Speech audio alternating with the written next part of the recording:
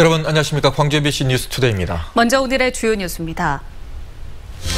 전남의 한 기초의회 의원들이 또 관광성 해외 연수를 다녀왔습니다. 외유를 막기 위한 사전 심사가 있었지만 요식 절차에 지나지 않았습니다. 공직선거법 위반 혐의로 기소된 윤장현 전 광주시장의 첫 재판이 오늘 광주지법에서 열립니다. 올해도 광산구에서는 다른 구의 고등학교로 신입생을 배정하는 밀어내기 배정이 불가피할 것으로 보입니다. 한정공대를 설립할 후보지 6곳에 윤곽이 드러났습니다. 한전은 외부 전문가로 심사위원회를 구성해서 오는 28일까지 입지를 결정할 예정입니다. 지역 의원들의 외유성 해외 연수 문제가 된 게 한두 번이 아닙니다. 최근에 화순군 의원들도 외유성 연수를 다녀왔는데 외유를 막기 위한 제도적 장치는 무용지물이었습니다. 우정훈 기자가 취재했습니다. 화순군 의회 의원들이 지난해 10월 홍콩과 대만으로 해외 연수를 다녀온 뒤 홈페이지에 올린 보고서입니다. 상당 부분이 맛집이나 명소 방문 등 여행 후기로 채워졌습니다. 해당 의원들이 이달 들어 떠난 태국과 터키 연수도 성격이 별반 다르지 않습니다. 유적지 방문 등 사실상 외유성에 가까운 연수 일정은 의원들이 알아서 짰습니다. 상임위별로 그 필요성이나 적합성, 타당성을 준비를 해서 꼭 필요한 부분에 벤치마킹을 차원해서 화순군 의회는 외유성 출장을 막기 위해 공무 국외 여행 규칙을 뒀지만 실제로는 잘 지켜지지 않고 있었습니다. 단순 시찰이나 견학 등을 억제한다고 돼 있는 자체 규칙에 충실하지 않은 겁니다. 또 외유성 논란을 막기 위한 외부 여과 장치도 제 기능을 하지 못했습니다. 내실 있는 해외 연수를 위해 민간이 참여한 심사위원회에서 사전 검토로 가도록 돼 있지만 이 역시 요식행위에 불과했습니다. 심사위원회 회의록을 보면 관광 위주로 일정이 짜여 있는데도 반론을 제기하는 위원은 하나도 없었습니다. 국민들이 외국성 출장 논란에 대해서 또 이제 혈세를 가지고 해외 연수 목적으로 다니는 것에 대해서 이미 신뢰도가 많이 떨어진 상태입니다. 경북 예천군 의원들의 해외 연수가 무리를 빚고 있는 가운데 화순군 의회 해외 연수에도 곱지 않은 시선이 쏟아지고 있습니다. MBC 뉴스 우종훈입니다. 공직선거법 위반 혐의로 기소된 윤장현 전 광주시장의 첫 재판이 오늘 오전에 광주지법에서 열립니다.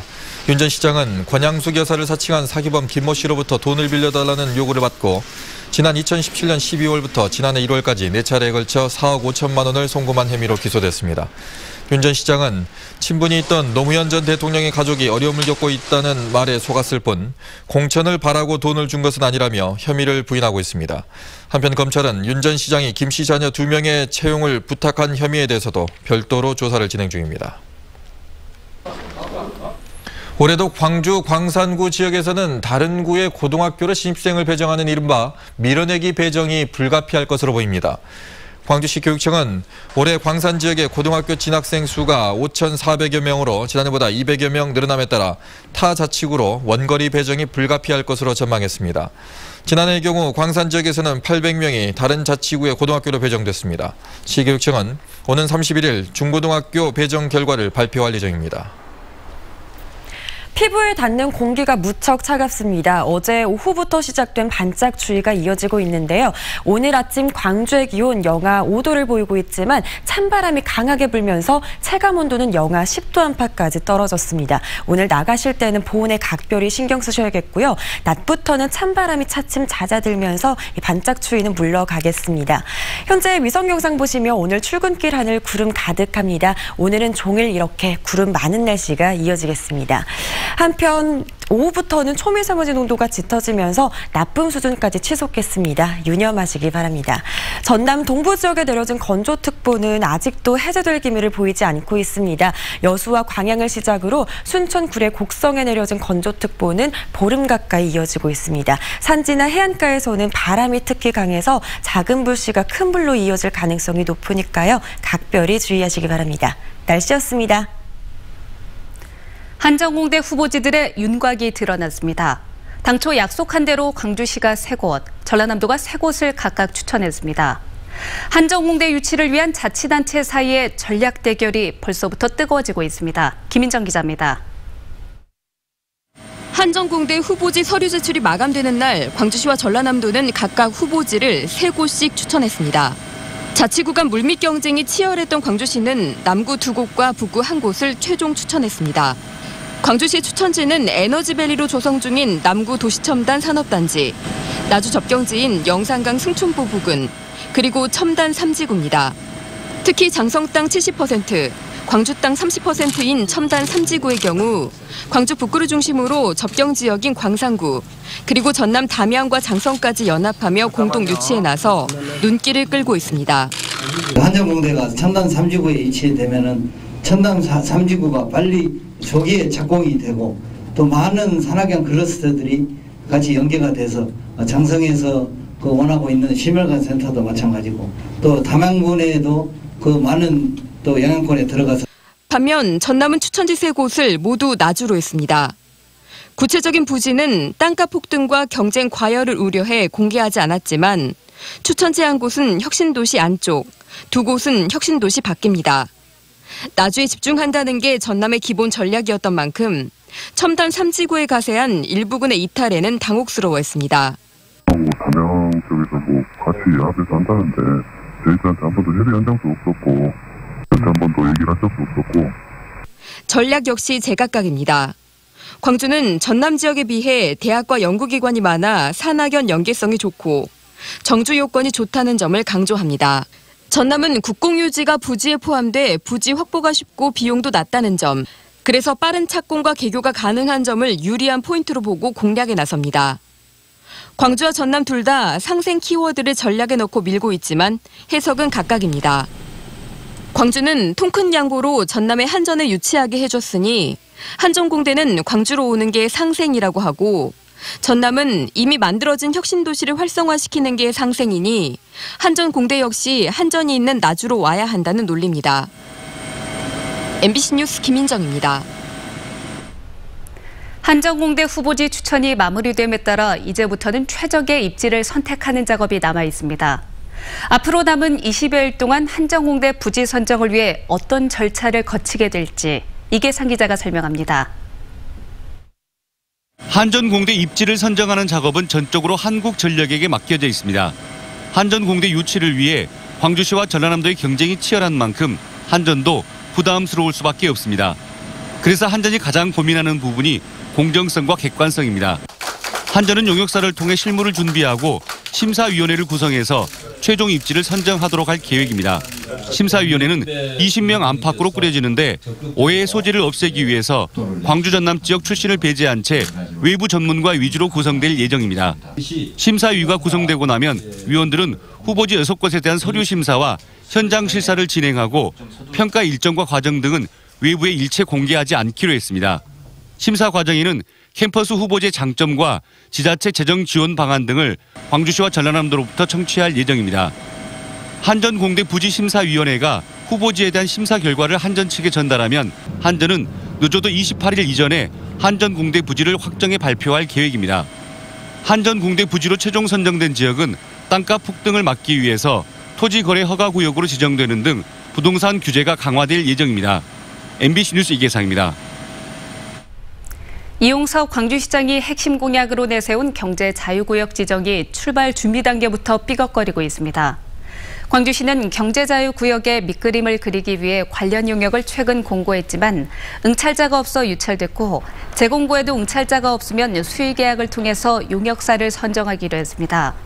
그러나 경제자유구역 지정 신청이 오는 6월 말에 마감되기 때문에 지정 신청을 준비하는 데 일정이 빠듯할 것으로 보입니다.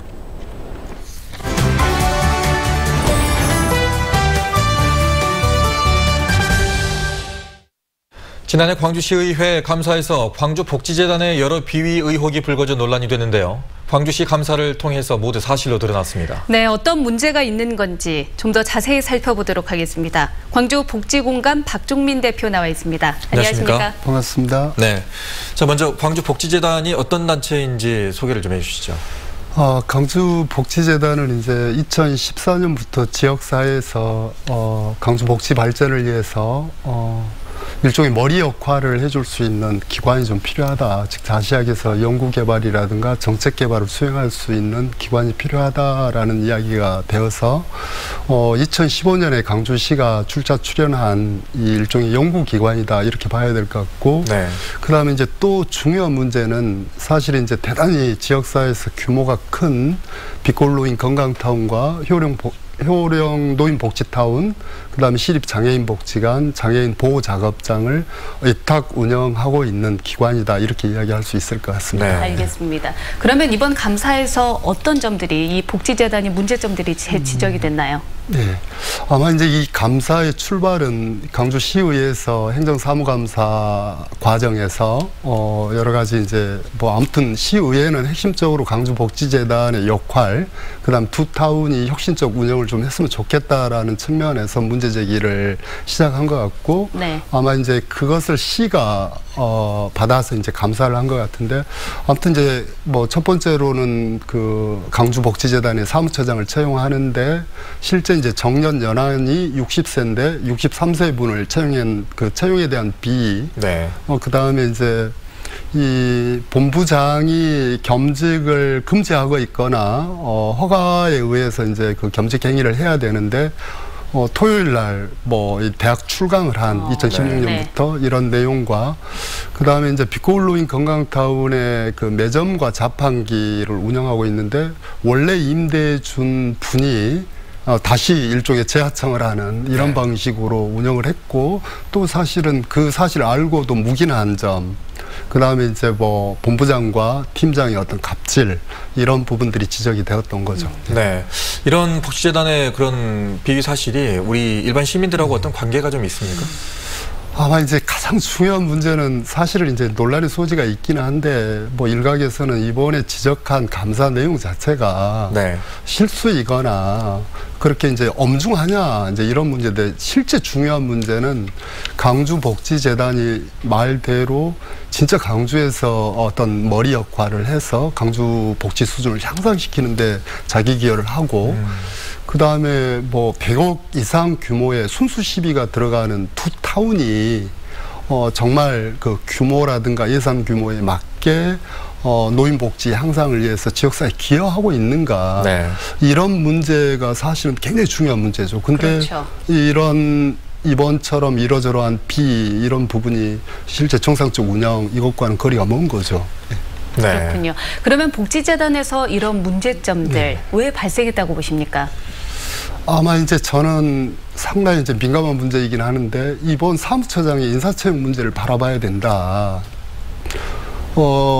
예를 들면 이 시 권력이 바뀔 때마다 핵심적으로 운영해야 될 이 광주복지재단의 대표이사나 사무처장, 특히 두 타운의 본부장이 권력이 바뀔 때마다 실제 객관적인 어떤 그 인사검증이라든가 누구든지 이 재단과 두 타운에 대한 전문성을 갖고 있는 인사다라는 네. 분들이 채용이 돼야 되는 거죠. 네. 그러면 만약에 그런 어떤 맥락이라고 하면 복지재단 예를 들면 두 타운의 직원들이 사실은 그 일에 집중할 수 있겠습니까? 네. 아니면 시민들도 마찬가지죠. 그렇습니다. 그런 어떤 형태의 어떤 기본 이 체계가 형성된다면 문제가 심각한 거죠. 네. 네. 이 복지재단이 관리하고 있는 이 두 타운에 저도 이제 한번 가본 적이 있는데 네. 하루에도 정말 수천 명의 네. 어르신들이 네. 거기를 이용하거든요. 거기를 관리하고 또 공공성의 강화를 하기 위해서는 복지재단이 제 역할을 해야 될 텐데 네. 지금 그게 안 된다는 얘기시잖아요. 그렇죠. 네. 앞으로 그 공공성을 강화하고 제 역할을 하기 위해서는 어떤 노력을 해야 될까요? 일단 이제 가장 중요한 문제는 어찌되었든 이제 뭐 1월 10일 자체 이제 인사위원회에서 두 타운의 본부장의 어떤 거치 문제를 결정을 하게 될 건데 네. 그러면은 재단과 두 타운의 4명의 그 대단히 중요한 수장의 인사가 있는 거잖아요. 네. 그래서 사실은 이 인사 자체가 기존의 간행을 깬 누가 보더라도 합리적이고 전문성이 있고 두 타운을 혁신시킬 수 있는 본부장과 재단이 본연의 기능을 수행할 수 있는 네. 인사로 채용하는 것, 이게 대단히 중요하다고 보고, 단 전제 조건은 사실은 이 주객이 전도된 흐름이 있습니다. 굉장히 어려운 문제일 수도 있는데 네. 재단은 연구 기능을 수행해야 되고 투타운은 운영을 해야 되는데 어느 순간 재단의 역할이 투타운을 운영하는 그러면서 타운은 타운대로 어렵고 재단은 재단대로 어려운데 반드시 두 재단과 타운이 분리되어서 그런 전제하에 인사가 이루어지고 혁신적인 어떤 사업들이 이루어져야 된다. 저는 그렇게 봅니다. 네, 알겠습니다. 오늘 말씀 고맙습니다. 예, 감사합니다. 감사합니다.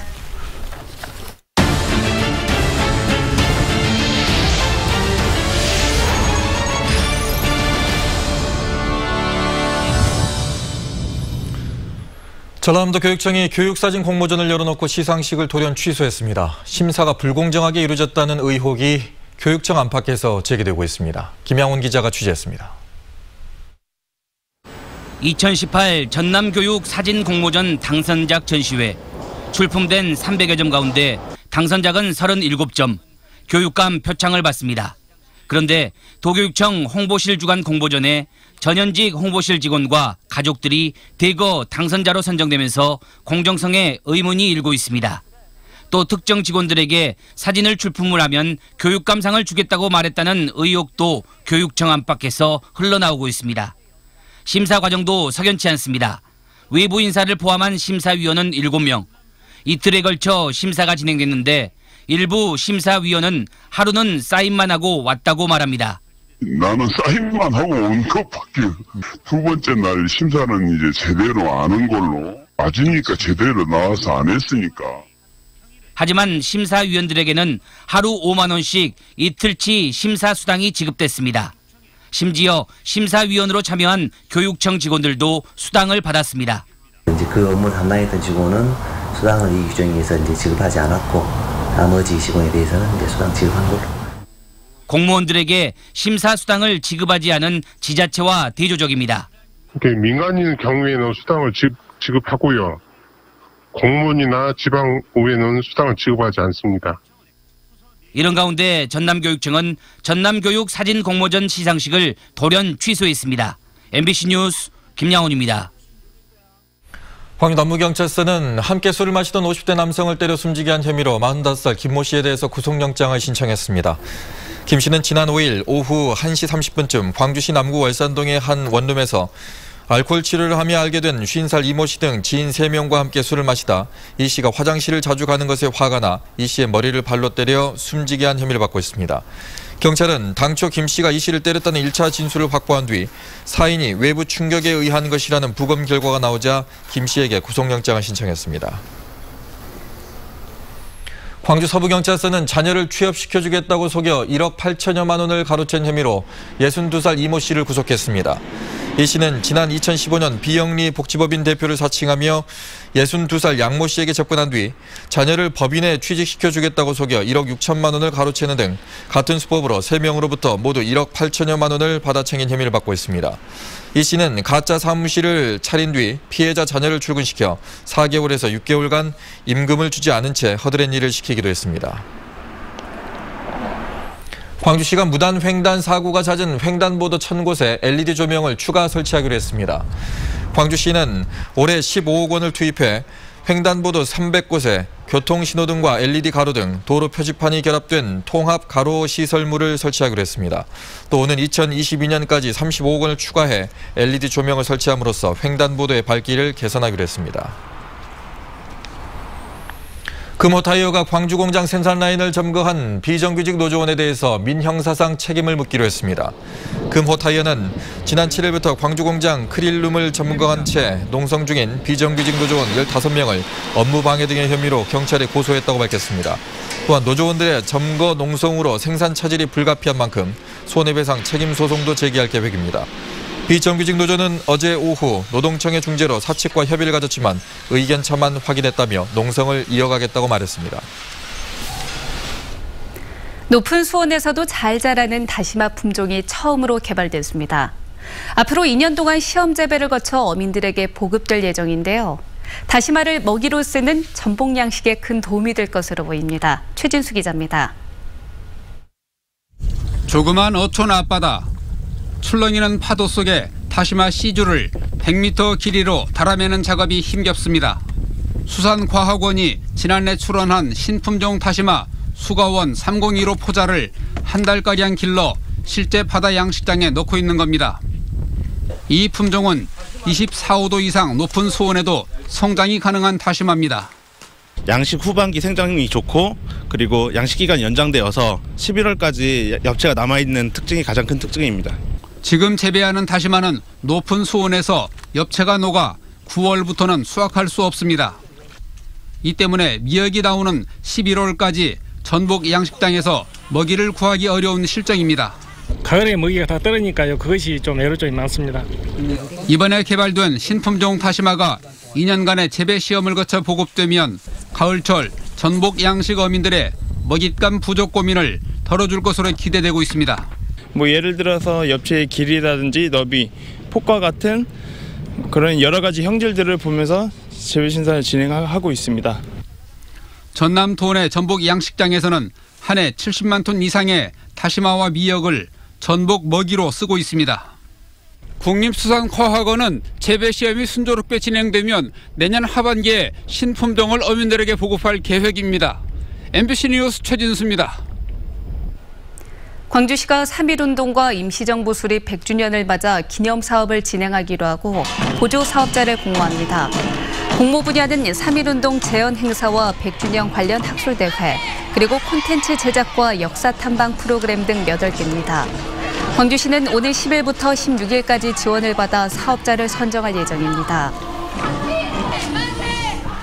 광주시가 차별화된 주거 문화를 만들기 위해서 이른바 광주다운 공동주택 디자인을 만들기로 했습니다.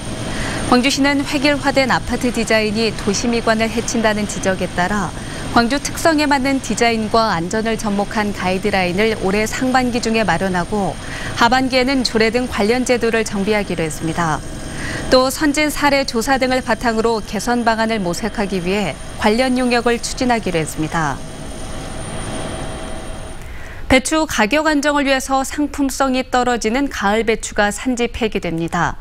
전라남도는 도내 15.5헥타르 1,392톤의 가을 배추를 내일까지 산지 폐기하고 해당 농가에는 3.3제곱미터당 4,740원, 시바르당 142만 원을 보존해주기로 했습니다. 이와 함께 겨울 배추도 작황이 양호해 생산량이 17% 이상 증가할 것으로 예상됨에 따라 오는 9일 주 산지 협의회를 열어서 42헥타르를 시장 격리할 계획입니다.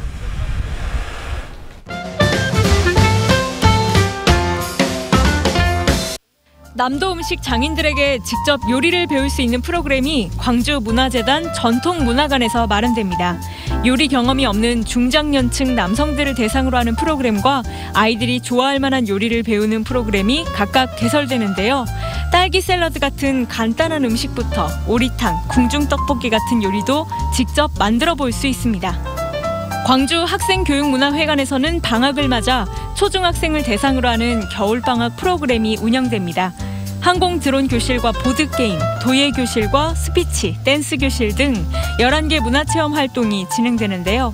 참여를 원하는 청소년들은 내일 오후 5시까지 문화회관 누리집에 신청하면 됩니다. 새해를 맞아 상서로운 기운을 담는 휘호 행사가 북구 금복미술관에서 오늘 오후 1시 30분부터 열립니다. 20여 명의 작가들이 직접 글과 그림을 그리는 모습을 볼 수 있고 곡차와 안주를 함께 나누며 신년 덕담을 주고받는 시간이 마련되는데요. 완성작은 오는 16일부터 2월 말까지 금복미술관에 전시될 예정입니다.